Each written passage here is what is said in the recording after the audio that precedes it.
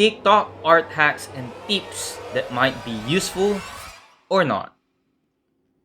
Hey guys, in this video, I'll be looking at the most popular art hacks and tips I've seen on TikTok and see whether or not they could actually help us improve our art and drawings. I'll be judging them based on their usefulness, practicality, and application in my own art and drawings. I mean, who am I to judge? I'm just a self-taught artist and animator behind Studio Delaron, a channel dedicated in sharing with you everything I'm learning about art, drawing, and animation. Let's see if TikTok is actually a good resource for learning art and improve our skills, or not.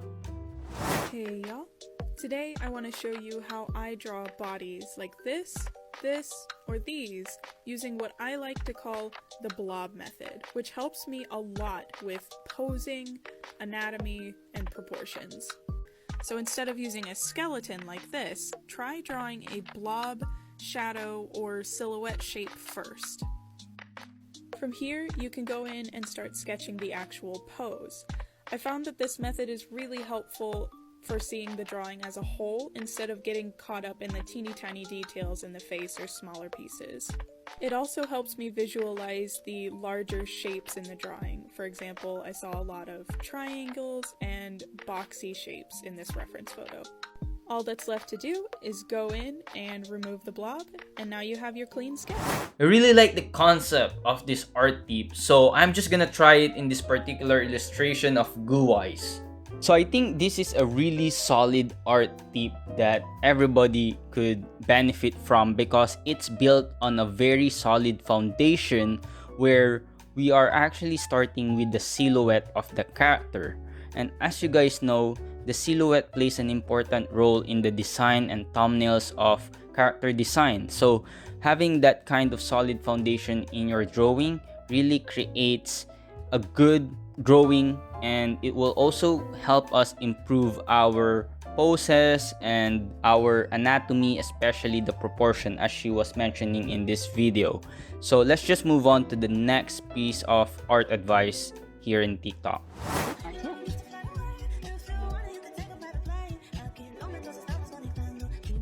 Line health dynamics and fluidity.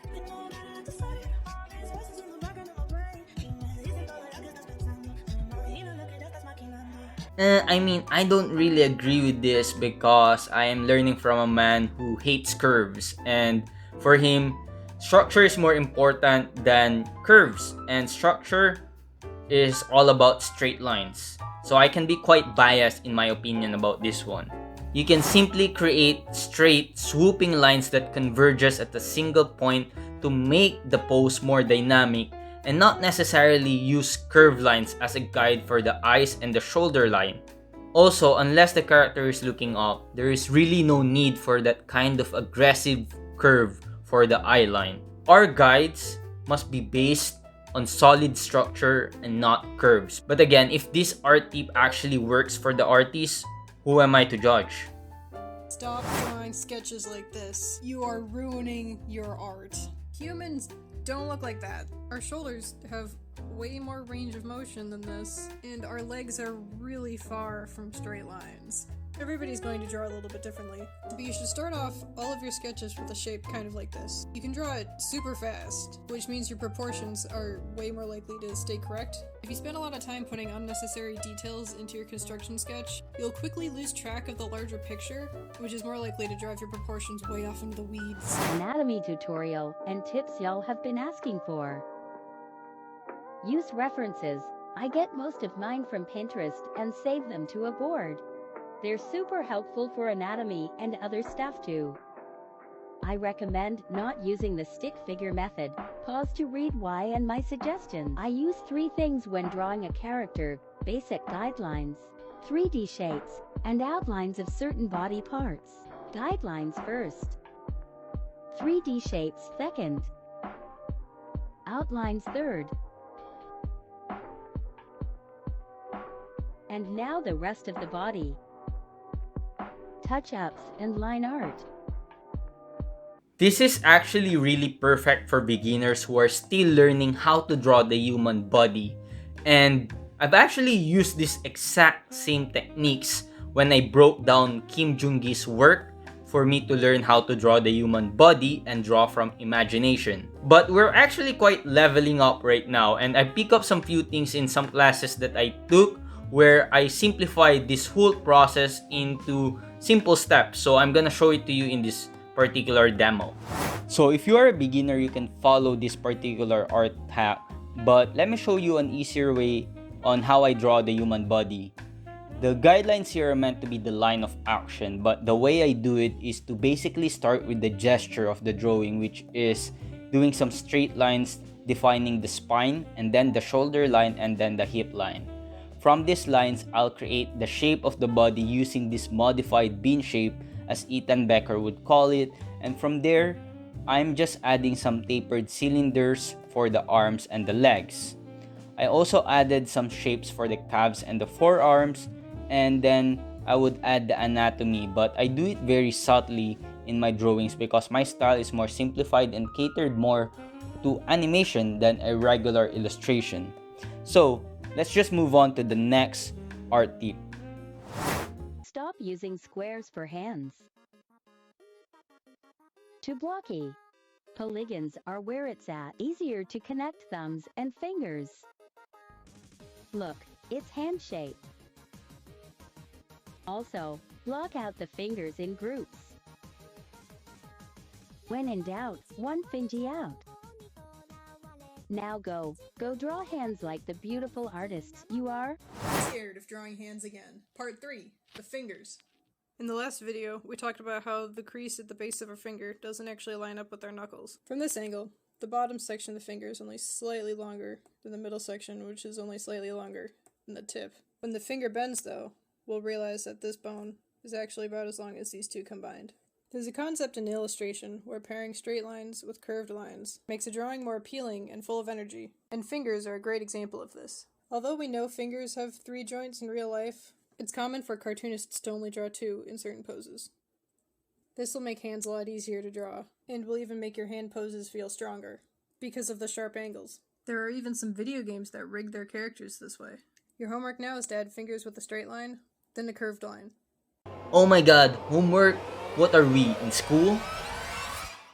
Jokes aside, I have nothing else to say for this particular art tip because I really think this is one of the best art tip out there. I'm just going to apply it in my own way of drawing hands, which is again, finding the overall shape first. I usually draw the shape of the hands and the fingers as one. But now, using this art tip, I may need to separate it so that I can create more dynamic poses for the hands. So good job, and let's move on to the next one. Whoa, whoa, whoa, whoa. Let's pump it up. I mean, how? Like, wow. How? Mistakes that are ruining your art. Don't draw the eyelids randomly. Instead, choose which expression you want to draw and do this. To draw a tired, sleepy eye expression, the upper eyelid should cover half of the pupil. To draw a surprised eye, leave small distance between the eyelids and the iris. To draw a normal eye expression, the upper eyelid should cover 1/4 of the iris. And lastly, to draw an alert eye expression, draw both eyelids barely touching the iris. I actually like this particular art tip for drawing expression for the eyes because I just created a video on how to draw anime eyes, and using these art tips we can actually add expressions to that. So if you haven't watched that video, you can find that in the description down below, but let's try it out in my own style of drawing anime eyes. So this one is a pretty solid advice, and all you have to do is basically use the guidelines shown in this TikTok video to create the eyes. And as you can see, I've created a very simple sleepy looking eye over here, and then I used the same guidelines I saw to create a surprise eye, and over here it's just a normal kind of eye. I really think this is a very powerful tool for us to create good dynamic expression that adds a little bit life to our drawings. CSP tips I use. Fast and easy flat colors. Download this from the asset store. Set your line art to a reference layer and make a color layer below it. Now use the brush around your lines and done. This is how I color my line art fast and easily. Enjoy! Holy shit, did I just found the holy grail of art tips? I mean, I hate the whole coloring process because, I just hate it. I am more like a drawer or like an artist who just draws and never colors his drawings. So I downloaded that asset so I could try it, and as you can see, I'm just tracing the outline of this character based on the tutorial a while ago, and it works. There you go. As well as the hair over here, I'm basically trying my best to do it, and it actually really works. So I'm pretty happy with this art tip. So moving forward, I have more confidence in myself right now to make my life more easier in coloring my drawings. So thank you. Here is my #1 tip on designing appealing characters from a professional character designer.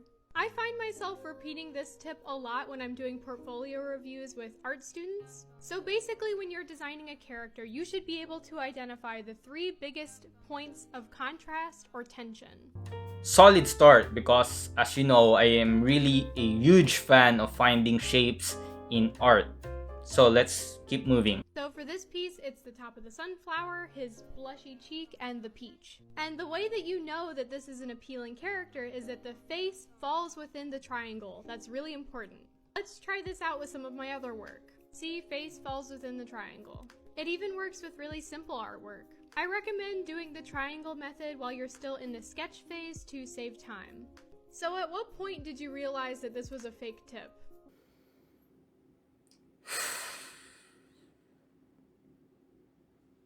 TikTok, you did it again.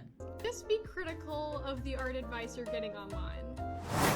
That's it for this video, guys, and I hope you enjoyed this video, and let me know down in the comments below if you have any other art hacks that you found on TikTok, so maybe I could learn from it as well. Subscribe for more art, animation, and drawing videos like this, and I'll see you guys on the next video.